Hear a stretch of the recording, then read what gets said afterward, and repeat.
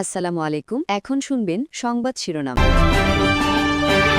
৭২ ঘন্টা ইরানের ২০০ স্থানে যুক্তরাষ্ট্র ইসরায়েলের হামলা, কাতার, কুয়েত, আমিরাতে মিসাইল ছুড়ে তেহরানের পাল্টা জবাব, মধ্য ইসরায়েলে একাধিক ভবন বিধ্বস্ত, বাহরাইনে ক্ষতিগ্রস্ত প্রধান তেল শোধনাগার। ভূগর্ভস্থ বাংকারে ব্যালিস্টিক মিসাইল ছুড়ে হত্যা করা হয় খামেনিকে, তথ্য মার্কিন গোয়েন্দা সংস্থাগুলোর। ইরাকের মরু এলাকায় মিলেছে ক্ষেপণাস্ত্রের ধ্বংসাবশেষ। মধ্যপ্রাচ্য পরিস্থিতিতে জ্বালানি নিয়ে উদ্বেগ, রাতের বেলাও পেট্রোল পাম্পে গাড়ির লম্বা সারি, আপাতত মজুদ পর্যাপ্ত আছে বলছে সরকার। নিষেধাজ্ঞার মধ্যেই সক্রিয়তার চেষ্টা আওয়ামী লীগের, গণ অভ্যুত্থান পক্ষের ব্যর্থতা বলছেন বিশ্লেষকরা। আইনিভাবে মোকাবেলা করতে চায় সরকার। এতক্ষণ শুনছিলেন সংবাদ শিরোনাম, এখন শুনবেন বিস্তারিত। সপ্তম দিনের মতো ইরানে যৌথ হামলা অব্যাহত রেখেছে যুক্তরাষ্ট্র ইসরায়েল। গেল ৭২ ঘন্টায় ইরানের অন্তত ২০০ স্থানে হামলা চালিয়েছে ওয়াশিংটন। B-2 বোমারু বিমান দিয়ে ফেলা হয়েছে ডজনখানেক বাংকার বাস্টার বোমা। ধ্বংস করা হয়েছে ৩০টি ইরানি নৌযান সহ বহু ভূগর্ভস্থ ব্যালিস্টিক মিসাইল লঞ্চার। রাজধানী তেহরানের আজাদি স্পোর্টস কমপ্লেক্সে চালানো হয় বিমান হামলা, এতে ব্যাপকভাবে ক্ষতিগ্রস্ত হয় স্টেডিয়ামটি।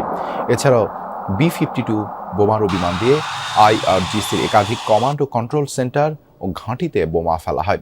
টার্গেট করা হয় একাধিক হ্যাঙ্গার ও আকাশযান। তেহরান ছাড়াও সানান্দাজ ও ইরানের একাধিক শহরে পাওয়া গেছে বিস্ফোরণের খবর। চলমান যুদ্ধে ইরানের কমপক্ষে ১,২৩০ জনের প্রাণহানি হয়েছে। শুধুমাত্র রাজধানী ছেড়েছে লাখের বেশি বাসিন্দা।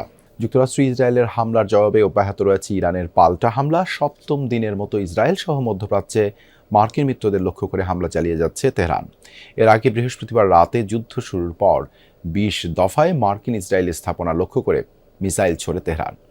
মার্কিন সাবমেরিনের হামলায় নিহত নৌসেনাদের স্মরণে চালানো হয় হামলা, জানিয়েছে রেভলিউশনারি গার্ড IRGC।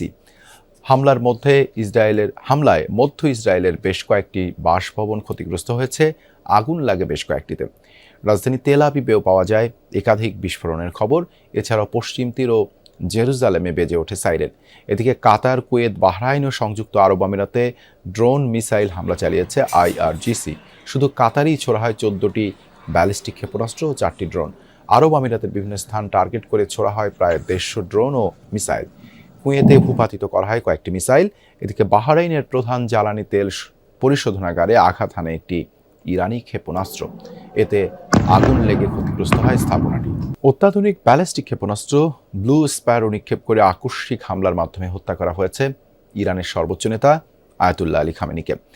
ইরাকের পশ্চিমের মরু এলাকায় মিলেছে এই মিসাইলের ধ্বংসাবশেষ। উৎক্ষেপণের পর মহাকাশ পর্যন্ত পৌঁছে দ্রুত গতিতে ফিরে এসে হামলা করতে পারে এই মিসাইল। নির্ভুল নিশানায় ধ্বংস করতে পারে ২০০০ কিলোমিটারের মধ্যে থাকা যে কোনো লক্ষ্যবস্তু। প্রতিরক্ষা বিশ্লেষক এবং গোয়েন্দা সংস্থাগুলোর গবেষণায় জানা গেছে F-15 ফাইটার জেট থেকে এই মিসাইল নিক্ষেপ করে খামেনির ভূগর্ভস্থ বাংকারে হামলা চালায় ইসরায়েল। একবার ছোড়ার পর পৌঁছাতে পারে মহাকাশ পর্যন্ত, এরপর ফিরে এসে নির্ভুল আঘাত করতে পারে কঠোর নিরাপত্তা বেষ্টিত যে কোনো লক্ষ্যবস্তুতে।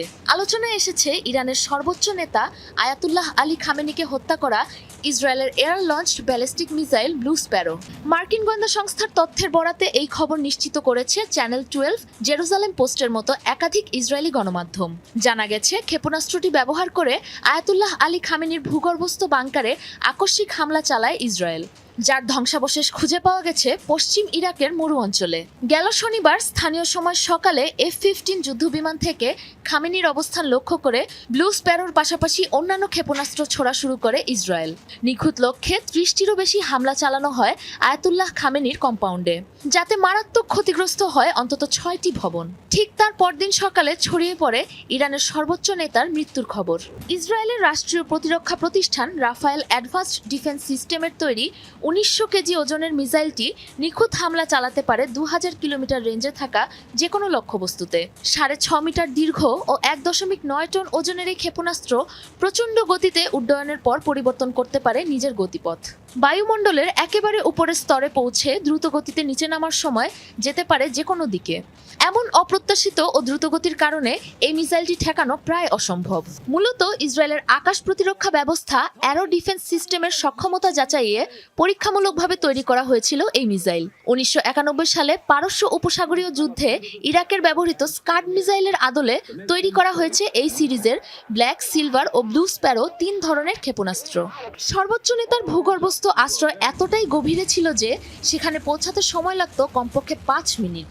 সেই বাংকারেই এই মিসাইলের নিখুঁত আঘাতে নিহত হন আয়াতুল্লাহ খামেনি। ধারণা করা হচ্ছে 2024 সালেও ইরানে হামলা চালানোর জন্য এই একই মিসাইল উৎক্ষেপণ করেছিল ইসরায়েল। ব্যাপক ওই অভিযানের পরও মিলেছিল এই মিসাইলের ধ্বংসাবশেষ। মধ্যপ্রাচ্য সংকটের প্রভাব পড়েছে বাংলাদেশের পেট্রোল পাম্পে। দাম বেড়ে যেতে পারে এমন শঙ্কায় যে যার মতো তেল ভরছেন গাড়ির ট্যাঙ্কে।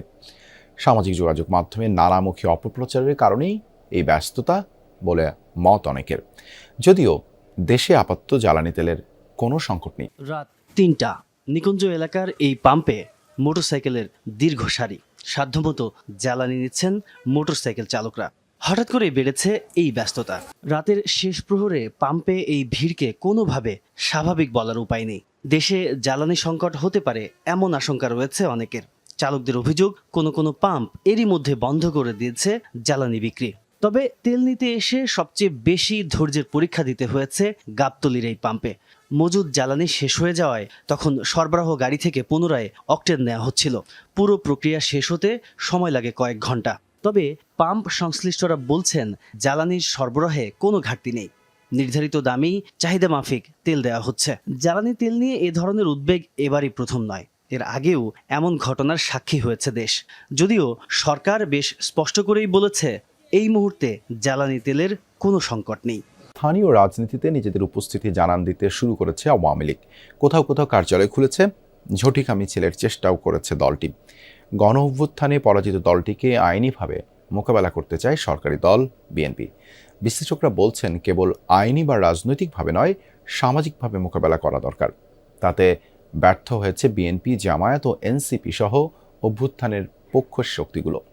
সাধারণের কাছে ভালো কোনো দৃষ্টান্ত এখনো দেখাতে পারেনি তারা। আন্দোলনে ছাত্র জনতার উপর হামলা, গুলিবর্ষণের ঘটনায় ম্লান হয়েছে আওয়ামী লীগের অতীতের অনেক অর্জন। পুলিশের পাশাপাশি অনেক নেতাকর্মীও সরাসরি রাজপথে নেমেছিলেন সাধারণের বিরুদ্ধে, যার ফলে দলীয় প্রধানের পালানোর পাশাপাশি নেতাদের প্রায় সবাইকে চলে যেতে হয় লোকচক্ষুর অন্তরালে। গণ অভ্যুত্থানের পর অন্তর্বর্তী সরকার কার্যক্রম নিষিদ্ধ করে দলটির। তার মাঝেও নিরবচ্ছিন্নভাবে ঝটিকা মিছিলের চেষ্টা করেন কেউ কেউ। এরপর ভোট শেষে বিএনপি সরকার গঠনের পর কয়েক জায়গায় খোলা হয়েছে কার্যালয়, যেটিকে স্থানীয় সমস্যা হিসেবে দেখছে বিএনপির কেন্দ্রীয় নেতৃত্ব। নিষেধাজ্ঞা থাকায় আওয়ামী লীগকে আইনিভাবে মোকাবিলা করতে চান তারা। আওয়ামী লীগের কার্যক্রম নিষিদ্ধ করা হয়েছে। সে কার্যক্রম পরিচালনার ক্ষেত্রে আইনশৃঙ্খলা বাহিনী যারা আছে তারা এটা দেখবে। আমরা এটা জোর করে